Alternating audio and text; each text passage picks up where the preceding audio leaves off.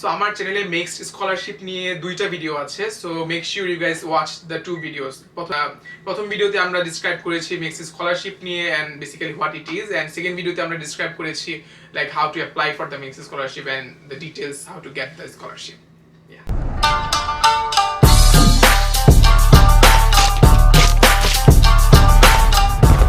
আসসালামু আলাইকুম এভরিওয়ান, আশা করি সবাই অনেক অনেক ভালো আছো।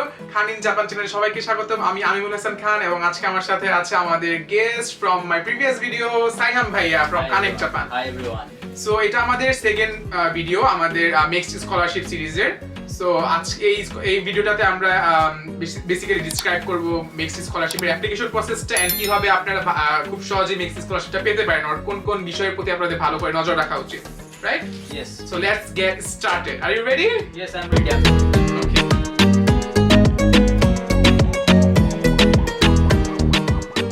তো সাইয়াম ভাইয়া, তুমি কবে থেকে বেসিক্যালি অ্যাপ্লিকেশন শুরু করছো তোমার একদম?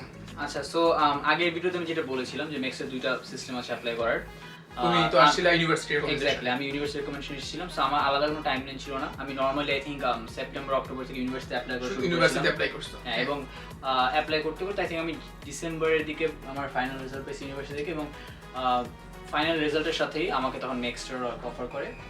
সো ফাইনাল রেজাল্টের সাথে মিক্সড স্কলারশিপের রেজাল্ট দিয়ে দেয়। ইউনিভার্সিটি রেকমেন্ডেশন স্কলারশিপ হচ্ছিল যে কোনো মানে জাপানিজ ইউনিভার্সিটি অ্যাপ্লাই করার মতনই। যখন রেজাল্টটা আসবে সাথে সাথে সে অ্যাকসেপ্ট হয়েছে এবং সাথে কি স্কলারশিপ আছে, কি মেক্স স্কলারশিপ মানে টিউশন রেট এটা বলে দেওয়া। That's amazing actually. এন্ড সব ইউনিভার্সিটি তো মিক্সড স্কলারশিপ থাকে না, এলিজিবল থাকতে হয়, রাইট? হ্যাঁ, সো সব ইউনিভার্সিটি স্পেশালি আন্ডার গ্র্যাজুয়েট ব্যাচেলরে খুব অনেক বেশি ইউনিভার্সিটি নাই যারা মেক্স দেয়, সো একটু কেয়ারফুল আপনাদের খুঁজে রিসার্চ করে নিতে হবে কোন ইউনিভার্সিটি নেক্সট এর জন্য অ্যাপ্লিকেবল অ্যাকচুয়ালি। সো অ্যাপ্লিকেশন প্রসেসটা যদি একটু বিস্তারিত ভাবে বলতা।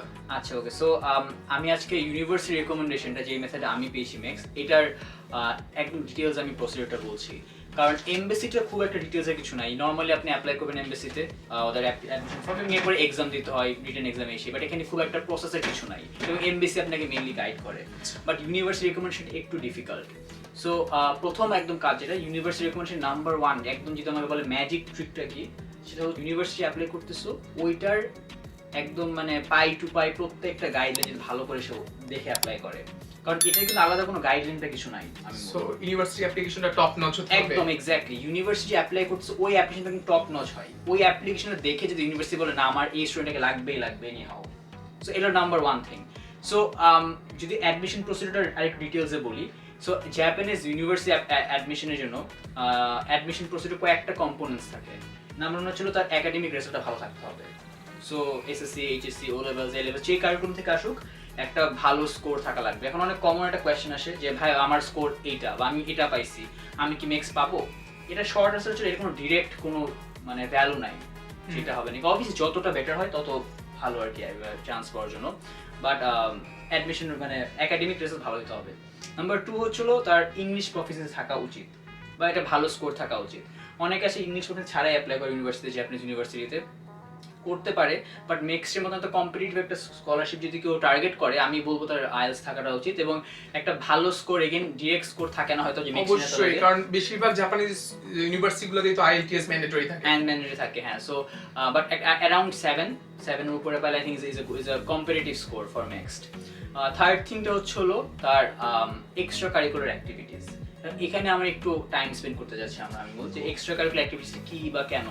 এখন নাম্বার 1 থিং হচ্ছিল এক্সট্রা কারিকুলার অ্যাক্টিভিটিস কিন্তু জাপানিজ ইউনিভার্সিটিতে কম্পালসারি না, কোথাও ম্যাক্সিমাম জায়গায় এটা অপশনাল থাকে, যদি কেউ চায় সে দিতে পারে। এখন এখানে যে ভুলটা সব স্টুডেন্টরা করে, তারা করে কি তারা এটাকে একটা লিস্টের মতন চিন্তা করে যে ঠিক আছে আমাকে এক্সট্রা দিতে হবে, আমি একবারে 10টা কাজ করছি দেখাবো বা 15টা কাজ করছি দেখাবো। তারা যে জিনিসটা ভুলে যায় যে এক্সট্রা কারিকুলার অ্যাক্টিভিটি এটা কোনো লিস্ট না। ওকে, এখানে ওভার কোয়ান্টিটি তার কোয়ালিটিটা খুব ইম্পর্টেন্ট। সো ইনস্টেড অফ 15টা ইসে দেখানো চাইতে 5টা মিনিংফুল ইসে দেখানো is very good and related to the subject you are applying or something like that. যদি হয় রিলেটেড হয় তাহলে আরো ভালো। একটা হোল ফুল অ্যাপ্লিকেশন, একটা হোল থিম বজায় রাখলে I think that would be better. That is very best. So যেমন আমার অ্যাপ্লিকেশনগুলি আমার কিন্তু খুব একটা যে আমার ইসে ছিল তা কিন্তু না। আমার খুবই সিম্পল আমার ইসে ছিল। সো বাট আমি যে ইসেটা করতাম যেমন কানেক্ট জাপান এরকম স্টুডেন্টদের হেল্প করতাম, এটাই আমার it is a meaningful thing. আমি আমার প্যাশনটা শুধু দেখাইতে পারছিলাম, মেবি এটা অ্যাডমিশন অফিসারে দেখতে পারছিল, কিন্তু আমার কিন্তু 10টা 15টা ইসে ছিল না। সো এক্সট্রা কারিকুলার অ্যাক্টিভিটিসের জন্য আমার যে টিপটা থাকবে সেটা হচ্ছে কোয়ালিটি ওভার কোয়ান্টিটি। প্যাশন যদি দেখাতে পারে এবং কয়টা দেখাচ্ছে এটা ইম্পর্টেন্ট না, বাট কোয়ালিটিটা খুব ইম্পর্টেন্ট, যে কী ধরনের ইচ্ছা দিচ্ছে। সো এটা হলো আমাদের থার্ড কম্পোনেন্ট। ফোর্থ কম্পোনেন্ট হচ্ছে এসে। সো এসে তো এগুলো তো সবই ভার্সিটি অ্যাপ্লিকেশনের এগুলো সবই ম্যাক্সিমাম ভার্সিটি মানে এগুলো সবই ভার্সিটি অ্যাপ্লিকেশনের পার্ট, এগুলো সবই ভার্সিটি অ্যাপ্লিকেশনের পার্ট। সো ফোর্থ জিনিস হচ্ছে এসে, অ্যাডমিশন এসে। এখন এখানে একটা কমন কোয়েশ্চেন আমি পাই যে ভাই মেক্সট জন্য কি এসে টপিক আসে বা মেক্সট এসে টপিক কি? এটা তো ভার্সিটি চুজ করে দিচ্ছে অ্যাপ্লিকেশনের জন্য, রাইট? এটা আলাদা কোনো টপিক বা কিছুই নাই। এখানে প্রত্যেক ইউনিভার্সিটি নিজস্ব যে এসেটা থাকে ওই এসেটাই লিখতে হবে আর কি। কারণ এসে যদি কোনো মানে টিপস চাই, আই থিঙ্ক নাম্বার 1 টিপটা হচ্ছিল যে আমি বলবো যে একটু ভালো করে ইউনিভার্সিটির ব্যাপারে রিসার্চ করা, মেজরের ব্যাপারে রিসার্চ করা। অবশ্যই কখনো কারো এসে ডিরেক্টলি কপি করা is not, my god, people do this a lot. অনেক মানুষ মানে ফুল অন কপি করে দেয়। এটা একদমই মানে এথিক্যালি আমি নিজে পার্সোনালি দেখছি, বুঝছো? অনেক মানুষের এসে নিয়ে এগুলাকে জোড়াতালি লাগায়, বুঝছো? লাইন প্যারাফ্রেজও করে না, বেসিক্যালি কপি পেস্ট করে একটা জোড়াতালি লাগে, নিজে একটা বানায় ফেলে। ও মাই গড। সো এটা কিন্তু একটা জিনিস কি অ্যাডমিশন অফিসারও বুঝে, তাদের অনেক এক্সপেরিয়েন্স, তারা একটা জিনিস মানে they check the plagiarism. Exactly. So এটা কখনো করবেন না।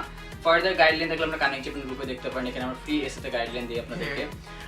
সো এস এর পার্টটা এগুলো আই থিঙ্ক। এন্ড ফাইনাল যে কম্পোনেন্টটা মেক্স প্রসিডিউরে, সেটা ইম্পর্টেন্ট হচ্ছে লেটার অফ রেকমেন্ডেশন। এখন আমাদের স্পেশালি বাংলাদেশি স্টুডেন্টদের যদি লেটার অফ রেকমেন্ডেশন একটু ডিফিকাল্ট হয়, কারণ আমাদের অনেকেরই ইনস্টিটিউশন আছে যা স্পেশালি ঢাকার বাইরে থেকে অ্যাপ্লাই করে, তাদের হচ্ছিল ইনস্টিটিউশন থেকে লেটার অফ রেকমেন্ডেশন পাওয়াটা একটু ডিফিকাল্ট।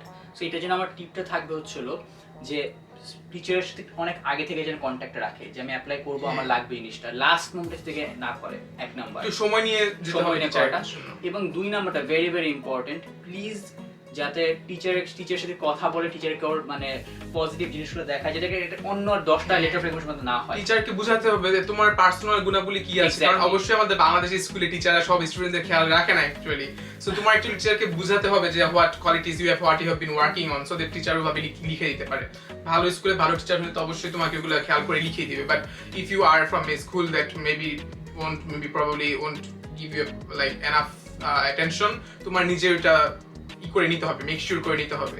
এবং একটা জিনিস আমি খুব মানুষ একটা ভুল ধারণা যে লেটার অফ রেকমেন্ডেশন সবসময় পজিটিভ জিনিসই রাখতে হবে, not always necessary. Letter of recommendation তোমার স্ট্রাগলের স্টোরি থাকতে পারে, how you overcame this, কি হইছে সেটা হতে পারে। সো এটা খুব ইম্পর্টেন্ট, এই জিনিসটা খুব important. So letter of recommendation আগে থেকে আর্লি স্টার্ট করবে এবং পার্সোনালাইজ লেটার অফ রেকমেন্ডেশন নেওয়ার ট্রাই করবা। সো এই কয়টা হচ্ছে কম্পোনেন্ট অফ অ্যান অ্যাপ্লিকেশন যে কোনো জাপানিজ ইউনিভার্সিটিতে। এই কয়টা কম্পোনেন্ট যদি কেউ খুব ভালো করে করতে পারে, তখন তার নেক্সটের চান্সেসটা অনেক হাই থাকে ইউনিভার্সিটির থ্রুতে। সো বেসিক্যালি মেইন পয়েন্ট হচ্ছে যে তোমার ইউনিভার্সিটি অ্যাপ্লিকেশনটাই খুব ভালোভাবে করতে হবে, সবকিছু টপ নচ থাকতে হবে। সো হোয়াট হ্যাপেন্স, লাইক তোমার রেজাল্ট দিয়ে দিল, তুমি অ্যাডমিশন পেয়ে গেলে ইউনিভার্সিটিতে, তোমার নেক্সট রেজাল্ট আসলো, নাও হোয়াট? আচ্ছা, এখন ইউনিভার্সিটি রেজাল্ট আসার পরে মেক্স রেজাল্টটা আইদার তারা ডিরেক্টলি বলে দিতে পারে যে তোমাকে মেক্স দিয়ে দিলাম, অথবা তারা বলতে পারে যে আমরা তোমাকে মেক্স জন্য সিলেক্ট করেছি, কিন্তু একটা ইন্টারভিউ। ওকে, যেরকম আমি মেক্স 2 বার পেয়েছিলাম। প্রথমবার আমি কিছু কারণে যাই নাই, প্রথম আমি ডিরেক্টর মেক্স দিয়ে দিয়েছিল। সেকেন্ড টাইম যখন মেক্স পেতাম আমাকে ইন্টারভিউ ফেস করতে হয়েছিল। সো আমি অবভিয়াসলি অনেক নার্ভাস ছিলাম যে ইন্টারভিউ কিনে কি জিজ্ঞেস করবে, কিন্তু মেক্সের ইন্টারভিউ যেটা আমিও রিসার্চ করে দেখেছি, যে একটা ইউনিভার্সিটি সিলেক্ট করে আস্ক করে তোমাকে ইন্টারভিউর জন্য, ওরা মোরলেস তোমাকে ওরা মানে ডিসাইড করে ফেলছে তোমাকে মেক্স দিবে। তখনই তার ইন্টারভিউতে ডাকে, যে যখন তার মোরলেস ডিসাইড করে ফেলে। সো খুব স্ট্রেস হওয়ার লাভ নাই।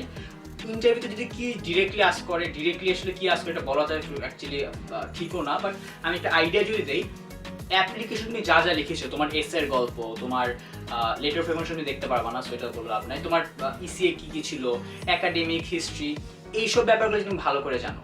যদি তোমার এসে লিখতে হয় কোনো টপিকের উপরে, সাপোজ তুমি এসে লিখলো তুমি এখন একটা গাড়ির ব্যাপারে, ওই গাইডের সম্পর্কে যেমন A to Z তোমার একটা আইডিয়াটা থাকে, এই তোমার অ্যাপ্লিকেশনের উপর বেস করে ইন্টারভিউটা হয়। সো অ্যাপ্লিকেশন যদি খুব ভালো করে সবার আইডিয়া থাকে, এটা হচ্ছিল আমি বলবো ইন্টারভিউয়ের খুব important tip. So you have to know যে তুমি তোমার অ্যাপ্লিকেশনের কোথায় কি আছে, এন্ড অ্যাকচুয়ালি অবশ্যই তুমি তো নিজে অ্যাপ্লিকেশনটা করতেছো, আদারওয়াইজ লাইক এক্স্যাক্টলি। একটা খুব ফানি থিং ছিল এই মেক্সের ইন্টারভিউতে অনেক সময় হয় কি, আমি পড়েছিলাম যখন আমি রিসার্চ করতেছিলাম আমার ইন্টারভিউর সময়, অনেক সময় কোয়েশ্চেন করবে যেটা তুমি পারবা না, এবং সেটা আমার সময় হয়েছে, আমাকে অনেক কোয়েশ্চেন করেছি, কয়েকটা কোয়েশ্চেন যেটা আমি অ্যাকচুয়ালি পারতেছিলাম না, পারি নাই। কিন্তু এখানে নার্ভাস যাতে স্টুডেন্ট না হয়, এখানে ওরা দেখতে চায় যে একটা স্টুডেন্ট যদি না পারে তখন সে কিভাবে রিয়াক্ট করে। সো কামলি যাতে এই জায়গাটা থাকে, এইসব ট্রিকি পার্টগুলো যাতে একটু খেয়াল রাখে। মনে রাখবে এই ইন্টারভিউটা কোনো একাডেমিক ইন্টারভিউ না, এই ইন্টারভিউটা মোর তোমার পার্সোনালিটি ওরা দেখতে চায়, তোমার পার্সোনালিটি কিরকম, তুমি ওদের ক্যাম্পাসে কিরকম ইম্প্যাক্ট ফেলবা। সো এই সব মেন্টাল জিনিসগুলো যদি একটু স্টুডেন্টরা খেয়াল রাখে তাদের ইন্টারভিউর সময়। So that's basically it, right? MEXT সম্পর্কে ইন্টারভিউর পর এন্ড দেন হ্যাঁ, ইন্টারভিউর পরে ইউজুয়ালি 1 মাসের মধ্যে হয়তো রেজাল্টটা জানাবে, ফাইনাল রেজাল্টটা জানাবে যে হ্যাঁ আমরা নেক্সট জন্য তোমাকে সিলেক্ট করেছি বা করি নাই, করেছি হওয়ার সম্ভাবনাটাই বেশি।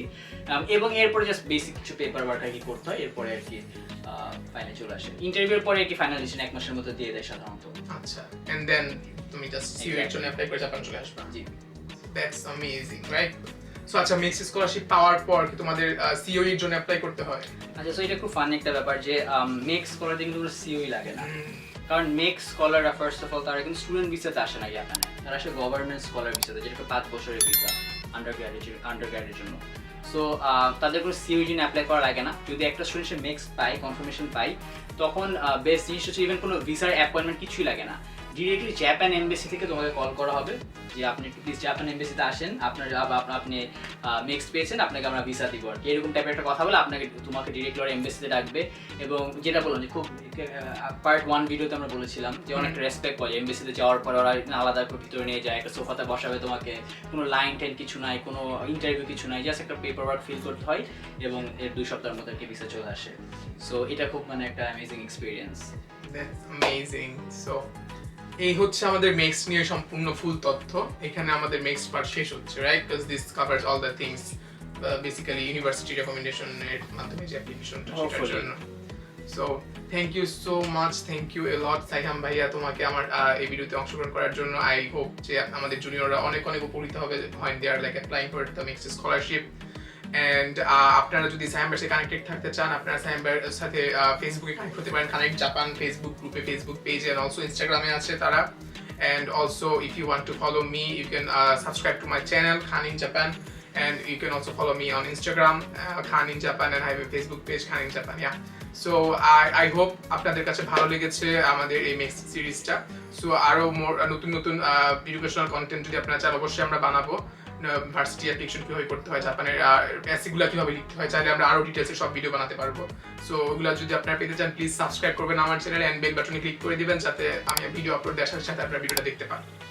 তো আজকের জন্য এই পর্যন্তই, অনেক অনেক ধন্যবাদ। সবাই ভালো থাকবেন, সুস্থ থাকবেন, দেখা হচ্ছে ইনশাআল্লাহ আগামী ভিডিওতে। আল্লাহ হাফেজ।